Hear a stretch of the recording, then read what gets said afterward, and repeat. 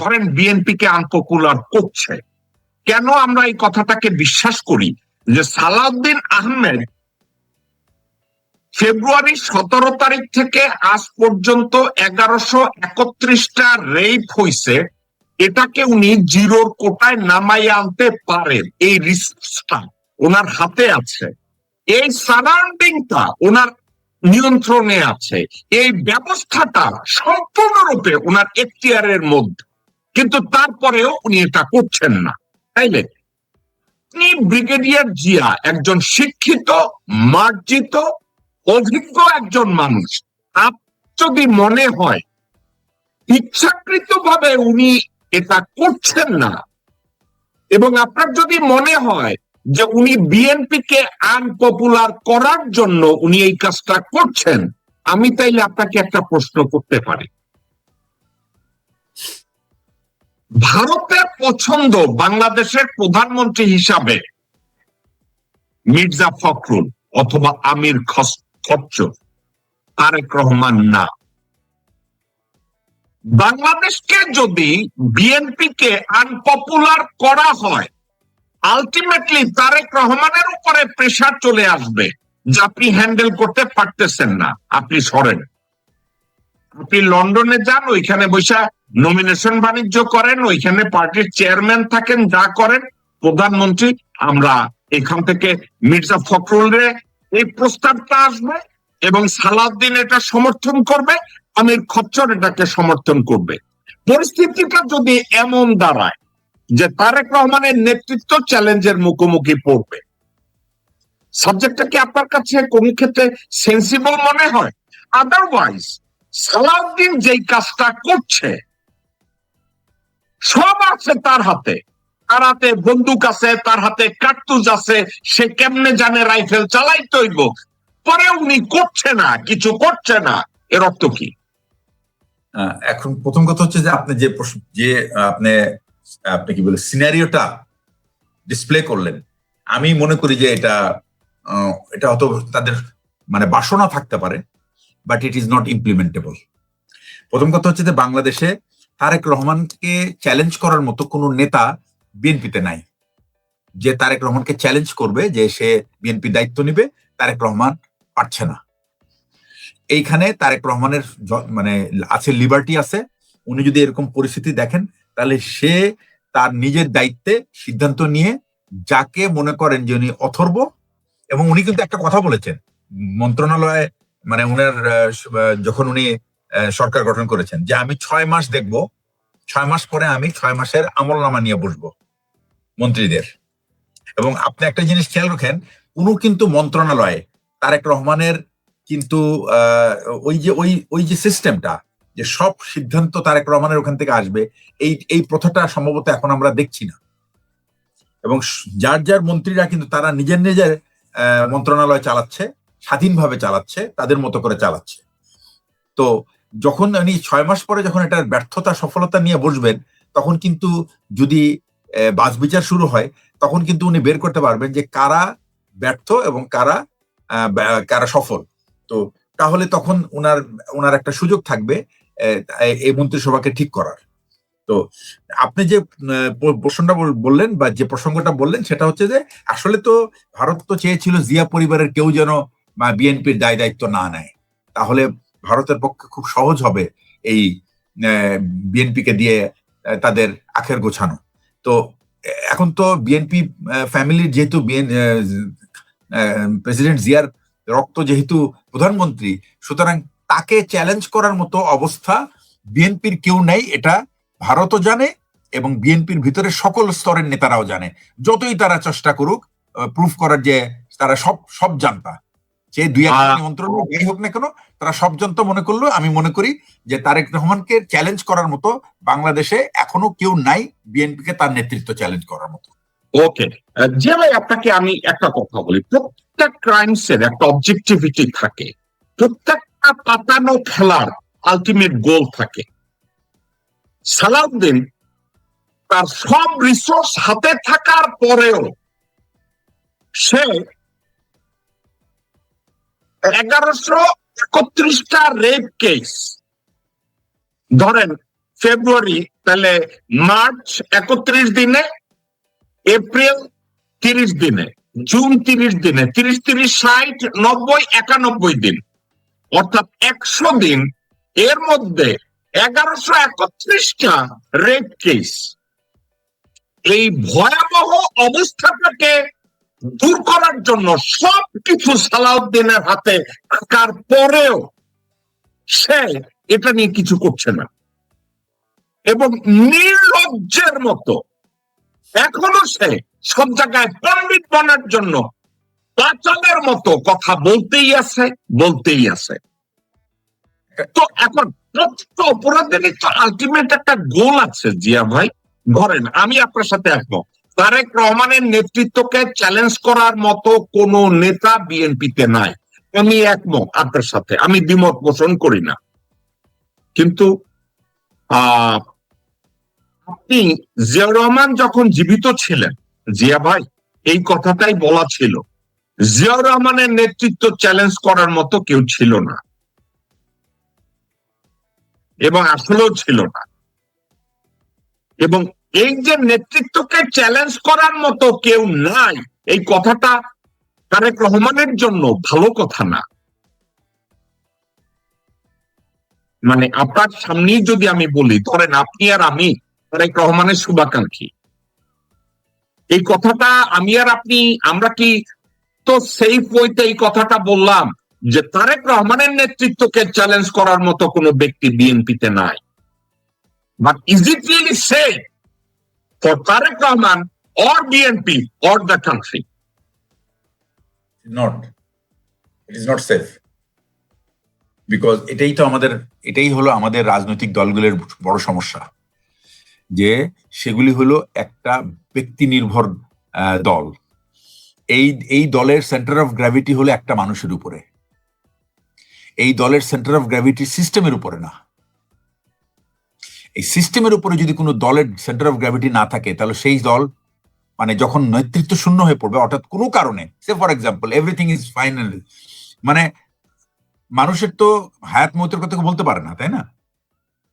আজকে আমি আছি, কালকে আমি নাও থাকতে পারি। বাট আমার যদি সাম্রাজ্য যদি আমার উপর ভিত্তি করে তৈরি করা থাকে, তাহলে দেশ ওই সাম্রাজ্য টিকবে না। ওই সাম্রাজ্যকে তৈরি থাকতে হবে সিস্টেমের উপরে ডিপেন্ড করে। সিস্টেম বের করবে যে এর পরবর্তী উত্তরাধিকার কে হবে। পলিটিক্যাল হেরিডিটারি এটা এমন একটা জিনিস যে এটা যদি আপনি সিস্টেমের মধ্যে না আনেন, এটা যদি ফ্যামিলির উপরে ডিপেন্ডেন্ট হয়, then it is going to be disaster. এই কথাটা যদি তারেক রহমান এখন না বোঝে, তাহলে তার আর বোঝার সময় নাই। আমি মনে করি it is already late for BNP, but they are not doing anything. Actually বিএনপিরা শুধু কোন রাজনৈতিক দলই দেখেন, আওয়ামী লীগের দিকে তাকায় দেখেন, একই অবস্থা, ডিপেন্ডেন্ট অন ওয়ান ইন্ডিভিজুয়াল। আপনার কাছে মনে হয় এটা হাসিনার ব্যর্থতা বা তারেক রহমানের ব্যর্থতা, নাকি ইন্ডিয়া তাদেরকে এভাবেই, তাদের মগজটাকে এভাবেই তৈরি করেছে? কিন্তু মজার ব্যাপার এই জিনিসটাই তো আমি বলতে চাই, যে সেটা হলো যে আপনি আমাদের দেশের রাজনৈতিক একটা সুস্থ রাজনৈতিক কেন গড়ে উঠছে না? এই গড়ে না ওঠার মেইন কারণটা হচ্ছে এই ভারতের হস্তক্ষেপ। কারণ তারা চায় না যে এই দেশে একটা, তা না হলে যে সংস্কার প্রস্তাব তারেক রহমান নিজেই যে 31 দফা দিয়েছিল, সেই 31 দফার প্রথম দফায় ছিল সংবিধান সংস্কার সংসদীয় কমিটি করতে হবে, কিন্তু সেটাই তো তারা করলো না। তো এই যে ব্যাপারটা হলো কি, যে এটা কেন করলো না? তাদেরকে বলা হয়েছে যে ইফ ইউ ডু ইট, তাহলে কিন্তু আপনার হাতে কিন্তু দেশের নিয়ন্ত্রণ থাকবে না, এই ভয় দেখানো হয়েছে। অথচ নিয়ন্ত্রণহীন থাকাটা হলো দ্য বেস্ট নিয়ন্ত্রণ ফর এনি পলিটিক্যাল সিস্টেম। আচ্ছা জিয়া ভাই, আমি আপনার কথাটাকে আবার আমি ঘুরাইয়া অন্য একটা জায়গায় আসি। আপনি আর আমি দুইজনেই জানি আপনি রাইট, আমি আপনার সাথে এটা নিয়ে দ্বিমত করার কিছু নাই। এই মুহূর্তে তারেক রহমানের নেতৃত্বকে চ্যালেঞ্জ করার মতো কেউ নাই। আপনি আমাকে একটু বলেন, তারেক রহমান যদি সে সংসদ নেতা, উনি ওনার কোন একজন এমপিকে ডেকে বললেন যে তুমি এই সংবিধান সংস্কার প্রস্তাবটা আজকে উত্থাপন করবা কেউরে না জানাইয়া, সে সংসদে গেল, এবং সংসদে গিয়ে ওই এমপি যদি ওই সংবিধান সংস্কার প্রস্তাবটা ওখানে উত্থাপন করে এবং তারেক রহমান উত্থাপনের পর যদি বলে এই প্রস্তাবটাকে আমি সমর্থন করলাম এবং এই মুহূর্তে এটার উপরে ভোটাভুটির জন্য আমি স্পিকারকে আহ্বান করব, এবং ওই সংসদে ওই মুহূর্তে যদি ভোটাভুটি হয়, আপনি কি মনে করেন বিএনপির কোন এমপির মাথায় চারটা মাথা যে ওইখানে ওইটা নিষেধ করবে? অথবা জামাতের কেউ এইটা নিয়ে কেউ দ্বিমত করবে? আপনি দেখেন কিনা যদি তারেক রহমান এইটাই করে। আচ্ছা, প্রথম কথা বলি যে আপনার যে হাইপোথেসিসটা, এই হাইপোথেসিসটার ফার্স্ট স্টেটমেন্টটাই আমি ডিসএগ্রি করি। সেটা হলো যে আপনি যে বললেন না, ওই যে এমপি যাকে বলবে তারেক রহমান যে তুমি সংসদ উঠাবা, এই এমপিটাই বড় বেইমানি করবে। সে গিয়ে আগে প্রথমে বলবে দেখেন এই তারেক রহমান সাহেব কিন্তু এটা বলতে কি করবেন করেন। ওকে থামেন, ওকে থামেন, আমি এগ্রি করি। আমি জিয়া ভাই আপনার সাথে আমি এগ্রি করলাম, আমি এগ্রি করলাম। এটাই হলো ইঁদুর, এইটাই হলো সেই ইঁদুর যারা ভেতর থেকে বিএনপি কে কাটছে। লয়ালিটি একটা খুব ইম্পর্টেন্ট ব্যাপার। Honesty, loyalty is very important. এই loyalty is only for benefit, আচ্ছা জিয়া ভাই, not for the benefit of the country and the people. Okay Zia ভাই, আমি আপনার সাথে একমত। আমি যদি আমার থিওরিটাকে চেঞ্জ করে দেই, তারেক রহমান যদি জামাতের আমিরকে ডেকে আনে, কারণ আমি মনে করি সংসদে বিএনপির এমপিদের চেয়ে জামাতের এমপিরা তারেক রহমানের উপরে বেশি লয়াল, এটা আমার মতামত। উনি যদি জামাতকে ডেকে বলে আমি স্যার আমি চাই আপনারা এই সংবিধান সংস্কার প্রস্তাবটা আপনারা উত্থাপন করেন,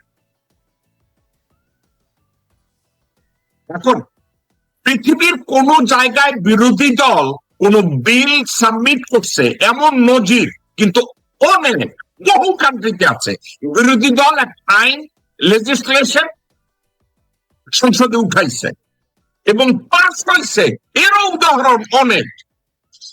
আপনি কি মনে করেন তারেক রহমান যদি জামাতের কাউকে দিয়ে বিশ্বাস করে এটা করাতে পারে, অথবা কেউই পারবে না, তারেক রহমান নিজে এই বিল উত্থাপন করবে? এটা সম্ভব? এটা সম্ভব না, এটা সম্ভব। এটা কেন অসম্ভব যদি আপনি আমাকে বলেন? প্রথম কথা হচ্ছে যে আপনি যদি বিরোধী দলের কথা বললেন, বিরোধী দলের নেতা, এটা সম্ভব, উনি এটা গোপন রাখতে পারবে। এমনকি আমি বলবো এনসিপির যারা নেতৃত্ব আছেন, এই ছেলেগুলি কিন্তু ব্রিলিয়ান্ট, তাদেরকে দিয়ে কিন্তু তারেক রহমান অনেক কিন্তু গুরুত্বপূর্ণ কাজ করাইতে পারতেন এবং এখনো সুযোগ আছে তার। তাদেরকে বিরোধী নীতি হোক আর যেই হোক, চিফ হুইপকেও তো বলে যে আপনারা বিল রেডি করো, অথবা নাহিদ তোমরা বিল তৈরি করো, আমরা পুরো সমর্থন দেবো। এটা কোনো ব্যাপারই হবে না, এটা গোপন থাকবে এবং এটা কিন্তু যাবে। কিন্তু বিএনপির কোনো এমপিকে যদি আপনি বলে, it is not going to remain secret, for your information. একমত। এখন আপনারই আমি $1,000,000 কোশ্চেন করব, আপনি বিএনপির কাউকে বিশ্বাস করবেন না, অথচ আপনি কনফিডেন্টলি বললেন জামাতের হলে বা এনসিপির হলে এটা সম্ভব। এটা কেন বললেন ভাই? চাইলে তারেক রহমানের কাছে জামাত এবং এনসিপি বেশি লয়াল, না দেশের প্রতি জামাত এবং এনসিপি লয়াল? আমি প্রথম কথা হচ্ছে কি যে দেখেন, দেশের প্রতি লয়াল যে কারা, এটা কিন্তু বোঝার উপায় একটাই, সেটা হলো যে আপনি যদি দেখেন বিএনপির যে আন্দোলনের যে 17 বছরে বিএনপি যা করেছে, খালেদা জিয়াকে তারা রক্ষা করতে পারে নাই। এবং এটার প্রধান কারণ আপনার মনে আছে, খালেদা জিয়া একটা ডাক্তার শাহাদাতকে ফোন করে বলতেছিল না, গোলাম আকবর খন্দকার গোলাম আকবরকে বলতেছিল যে তুমি শাহাদাতকে বলো যে আমির খসরুকে বলো সে যেন এই রকমের একটা কোন রকম যেন ঝামেলার সৃষ্টি না করে।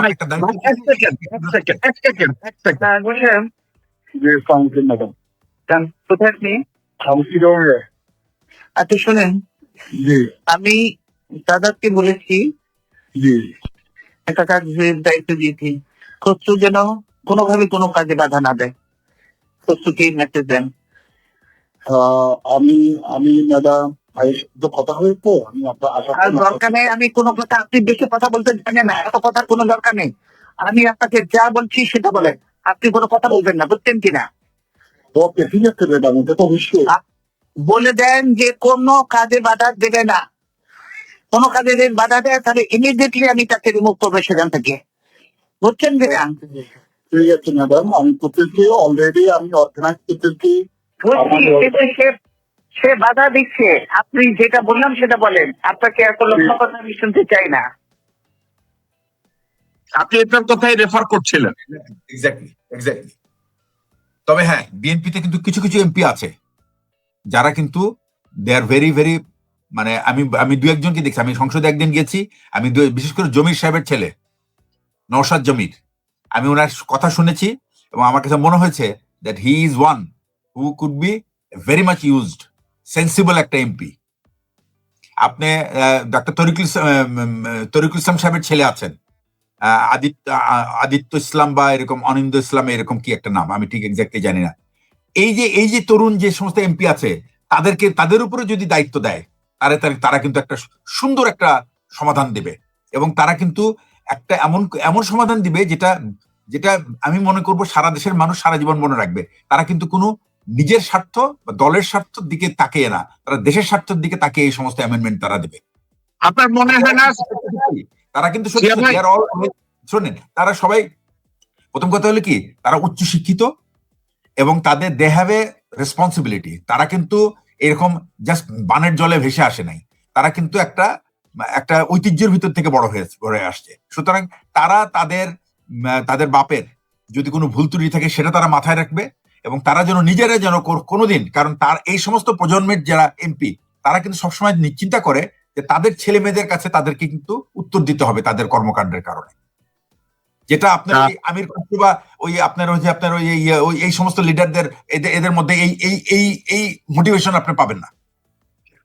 জিয়া ভাই, আপনি কি সালাউদ্দিন কাদের চৌধুরীর ছেলে হুমাম কাদের চৌধুরীকে বিশ্বাস করবেন?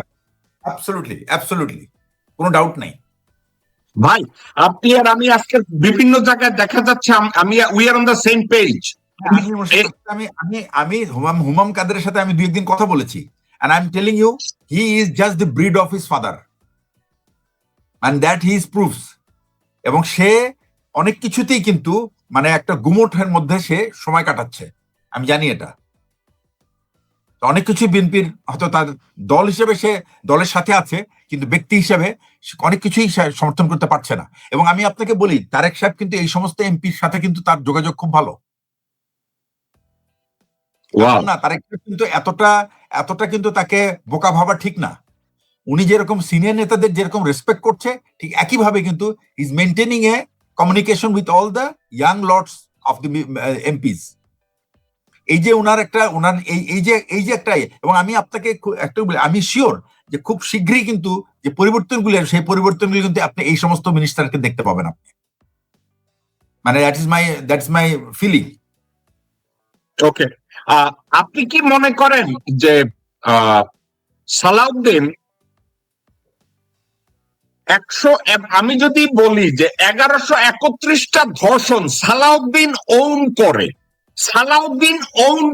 এই 1131টা ধর্ষণ, এই 1131টা ধর্ষণ সে ওন করে, এর অর্থ হচ্ছে তার চোখের সামনে তার ক্ষমতাকালীন সময়ে তার স্পেসিফিক সব রিসোর্স পরে 1131টা ধর্ষণ হয়েছে।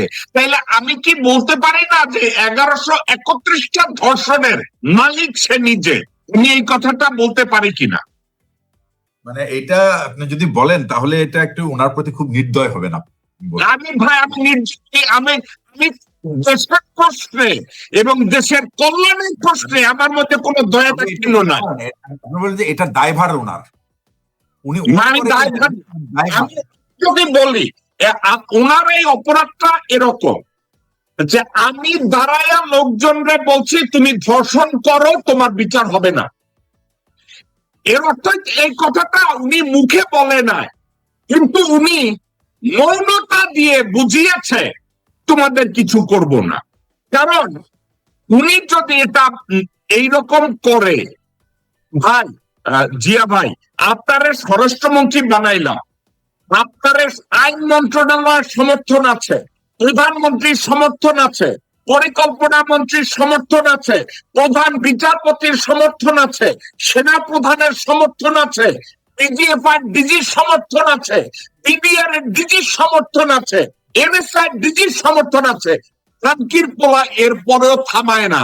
তাহলে 1131টা মামলা ধর্ষণের মালিক এবং নির্দেশদাতা এই সালাউদ্দিন, তুমি ভুল কোথায়?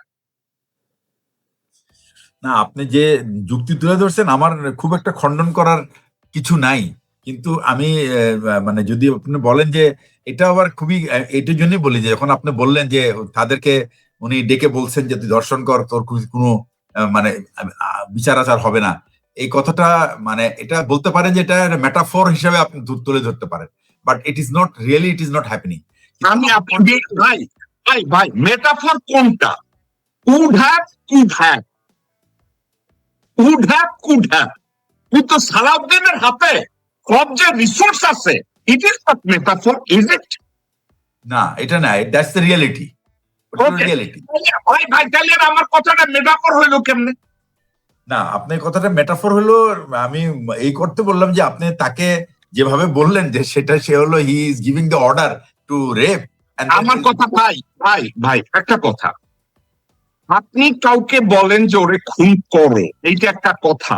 আর আরেকটা হইতেছে আমার সামনে আমার দায়িত্বকালীন সময়ে একের পর এক ধর্ষণ হইতেছে আর হইতেছে, থামানোর জন্য কোনো ইনিশিয়েটিভ আমি নিচ্ছি না। What is that suppose to মিন?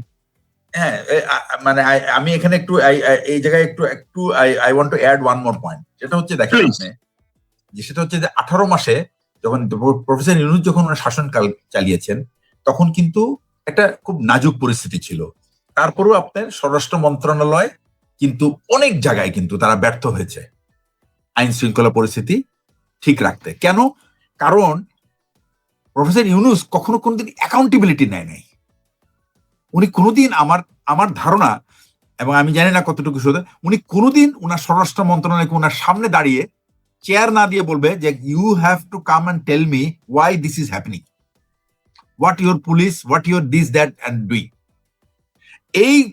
এই কালচার যদি চালু না হয়, প্রধানমন্ত্রীর অফিসের যদি কোনো মন্ত্রীকে ডাকে, ওই মন্ত্রী ওই দিন মানে কাপড় নষ্ট করা উচিত।